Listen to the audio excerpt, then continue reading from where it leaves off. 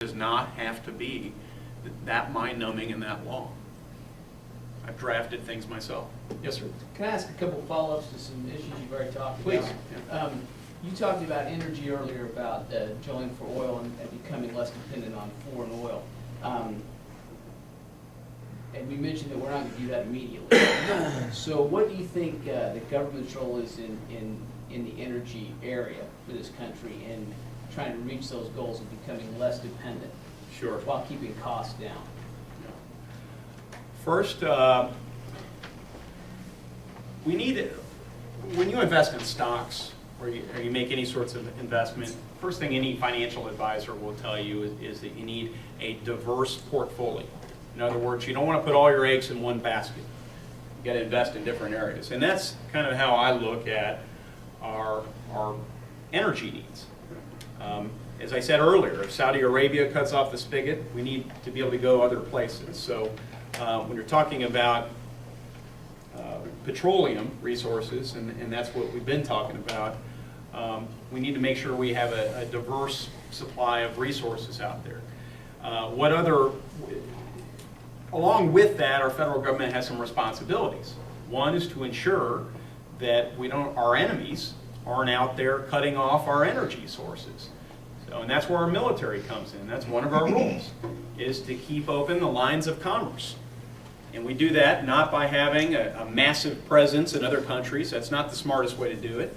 We do it by stationing over-the-horizon military forces, Marines on aircraft carriers around the world.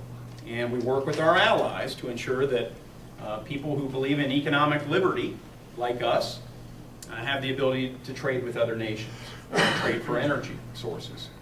Now beyond that, when you start to hear about the federal government and energy, frequently begin talking a lot about subsidies. We need to subsidize this latest, greatest technology. We need to subsidize this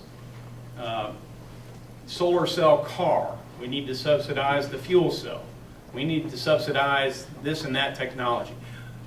I'm not saying there's never a role for subsidizing certain technologies, but I get very skeptical and very cautious whenever I have the government choosing the latest, greatest technologies. I think innovators and investors and entrepreneurs, private sector individuals, are those most qualified to identify the best technologies out there and the best fuel sources.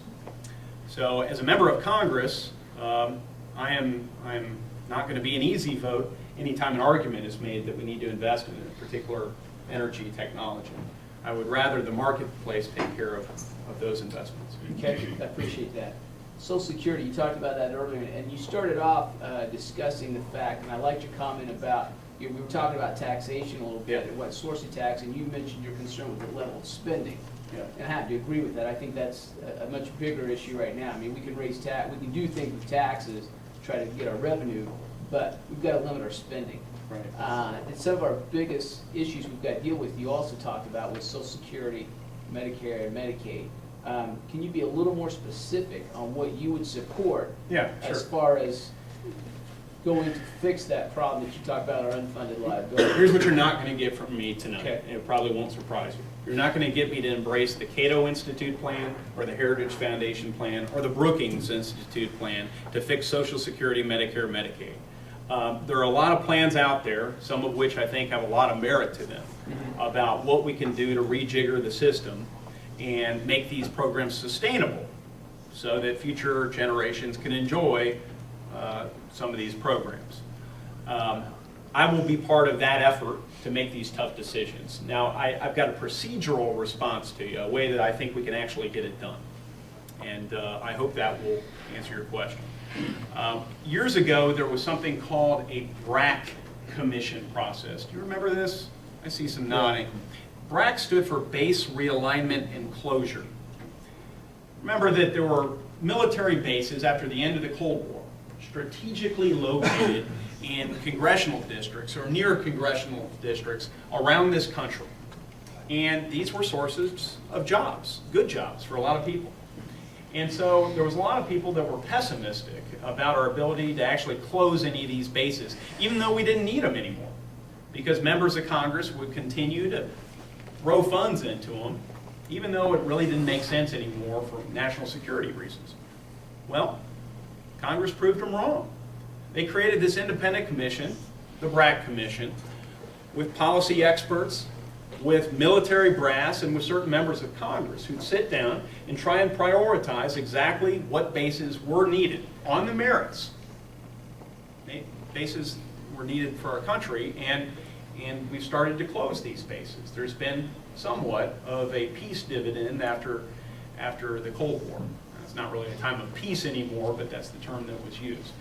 We can do a similar thing with our entitlement crisis. We can group together Social Security, Medicare, and Medicaid. We can have Democrats and Republicans and policy experts all sit down and decide, look, what compromise can we come to? What can we agree to? And then present that proposal to Congress, subject to one vote, one up or down vote. This program, if we pass it, will set our country on a sustainable future. We'll no longer have those $60 trillion in unfunded liabilities if you vote yes, even though it might involve some tough decisions. If you vote yes on this proposal. So the reason that would work, I believe, is because it would change the whole calculus. Rather than going through this long, drawn-out, death by 1,000 cuts plan where you have to make all these different choices, some of which are not politically easy to make, you'd be given one vote, and if you voted no, you might, in a sense, be voting against the future of this country, betting against the future of this country. So that would be procedurally how I would approach it. Okay. If I could, this one has not been mentioned, I don't think, tonight, and that is I'd like to get your views on what should we do about immigration and the status of our immigration laws right now. Sure. There are a lot of layers to our immigration. First, you got to enforce all the laws that are on the books. People are coming into this country that have no business coming into this country. As importantly, people are coming into this country legally with a green card, student visa, or a work visa, and overstaying their welcome, and kind of melding into the population. So you start at the border, mostly our southern border, when you're talking about people coming into this country, most of which these people are driven by economic incentives. They want jobs, they want money for their families. I'm sympathetic to that, but we have to enforce our laws. We built some fencing over the last number of years across the southern border. Maybe we continue to invest in that, invest in more security, Border Patrol agents. I do see a certain merit to the argument that if you build a 20-foot fence, somebody's going to develop a 21-foot step ladder to get over it. So there will always be innovation to get into this country. I think maybe a more economical way to patrol our borders is to continue investing in unmanned aerial vehicles, something I'm very familiar with. These are the remotely piloted drone aircraft with cameras on the bottom. They also can have weapons on the bottom, but I don't know that that would be necessary here on our southern border. I worked with unmanned aerial vehicles in the Marine Corps for several years, and I know that these things work. You can very easily cover very long distances.